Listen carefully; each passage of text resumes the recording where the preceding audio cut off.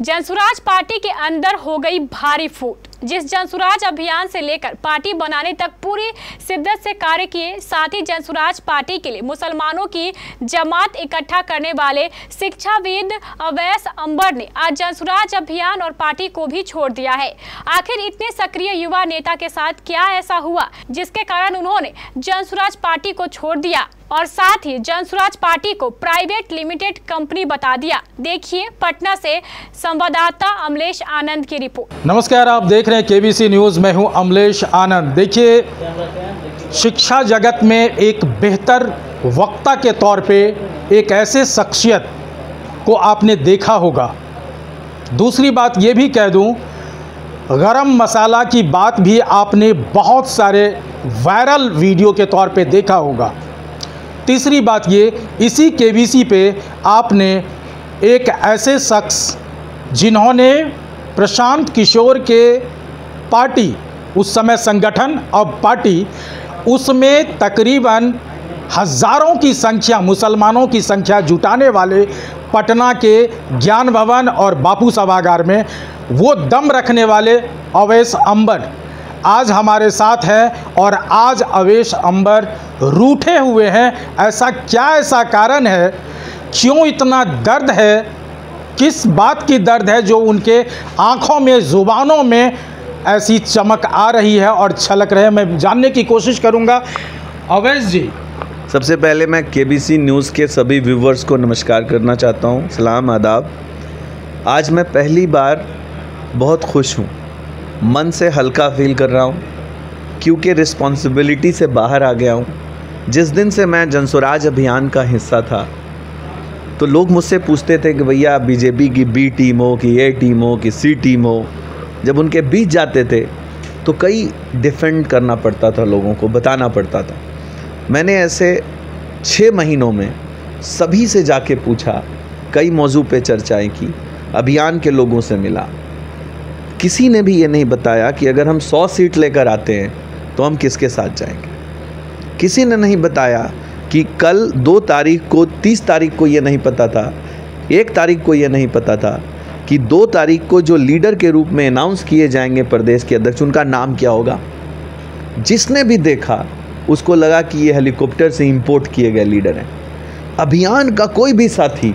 चलिए, आपने प्रदेश अध्यक्ष की बात कही सर, और कहा गया कि प्रदेश अध्यक्ष जो हैं वो एक पिछड़ी जाति के होंगे, निचली जाति के होंगे, और आपने प्रेस कॉन्फ्रेंस में भी कहा है कि उन्हें 10 लोग भी नहीं जानते हैं और उनको कैसे बना दिया गया। तो इस पे एक सवाल आता है सर, अवैस अंबर को कितने लोग जानते हैं जो अवैस अंबर को लोग क्यों नहीं बनाया? मैंने अपने लिए भी नहीं कहा, मैंने कहा अवैस अंबर कभी प्रदेश अध्यक्ष नहीं हो सकते थे। दलित का बेटा के लिए वोटिंग हुई थी कि दलित का कोई बेटा बनेगा, दादा नहीं बनेगा। पॉइंट नंबर 1, युवा बनेगा। एक बात। दूसरा कि जो अभियान को कांधा देगा उसी में से एक नेता बनाएंगे।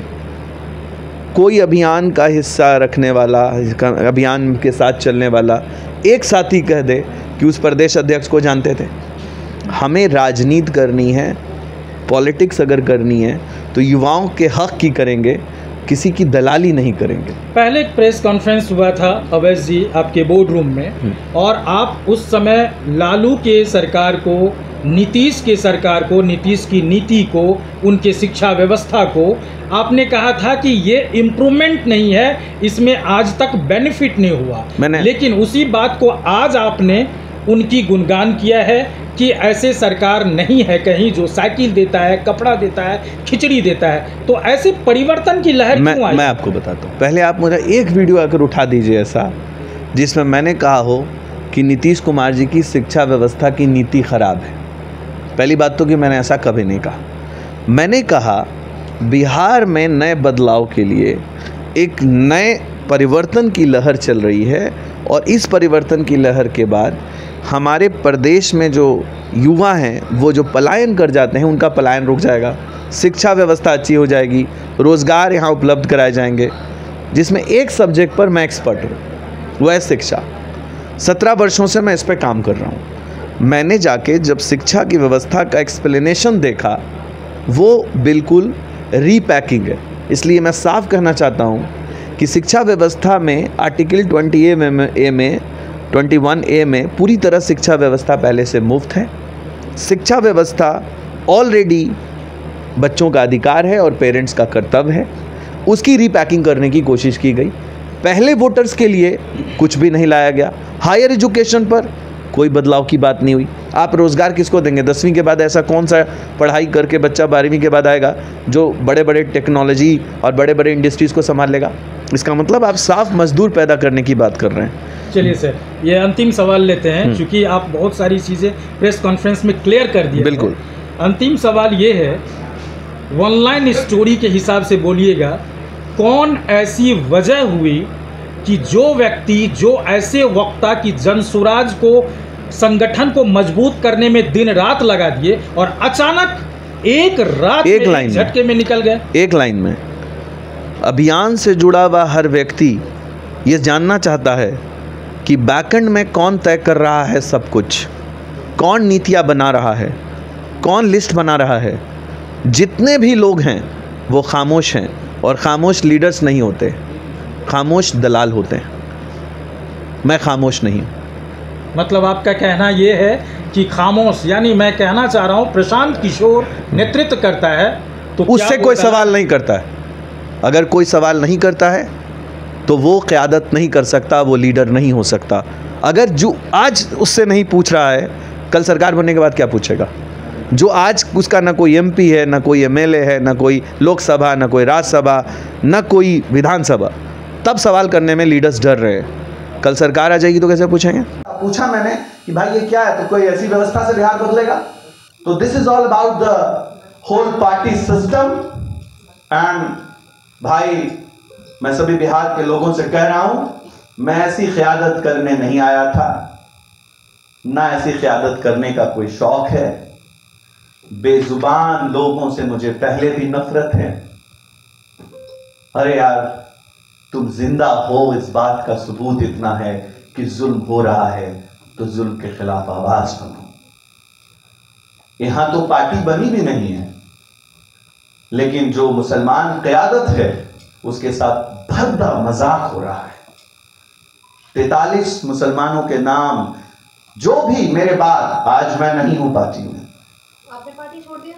मैंने आज ये बात कह रहा हूं क्लियरली, मैं आज भी, मैं आपको बताना जरूरी समझता हूं कि मैं कभी किसी पार्टी का हिस्सा नहीं था। मैं किसी भी पार्टी का हिस्सा कभी नहीं था।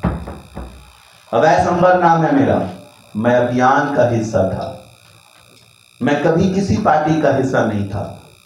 मेरा कोई एक कागज बता दे कोई कि मैंने कहीं पार्टी साइन किया है, कोई एक फॉर्म भरा है।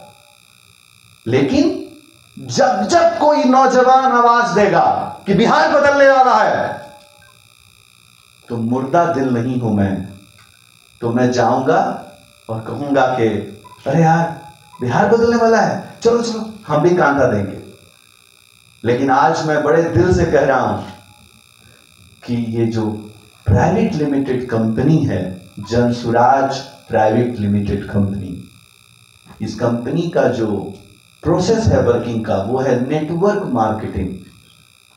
पहले फंसो, फिर दूसरों को फंसाओ। privatelimited.com। Thank you so much. Any question?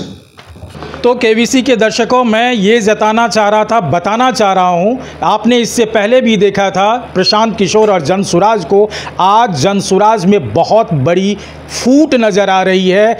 जो मुस्लिम कौम को समेटने वाले लोग एक साथ रहे, दिन रात रहे, आज वहाँ से निकल चुके हैं अवैध संबर के तौर पर। अब जनसुराज किस हिसाब से आगे बढ़ेगा वो देखने वाली बात होगी। अमलेश आनंद, केबीसी न्यूज़, पटना।